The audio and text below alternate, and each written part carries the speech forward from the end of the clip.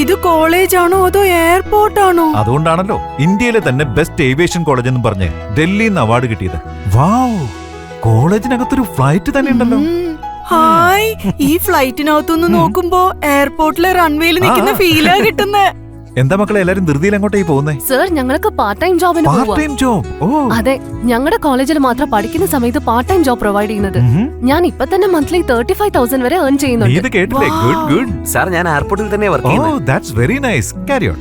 ഒരുപാട് പേർക്ക് ചെന്നൈ എയർപോർട്ട് ഒന്ന് കാണാൻ പോലും അവസരം ഉണ്ടാവില്ല. അതുകൊണ്ട് ഇവർ ഈ ചെന്നൈ എയർപോർട്ടിന്റെ മിനിയേച്ചർ ഇങ്ങനെ ഉണ്ടാക്കി വെച്ചിരിക്കുക. ഇത് ചെന്നൈസ് അമൃത ഏവിയേഷൻ കോളേജിൽ മാത്രമേ ഉള്ളൂ.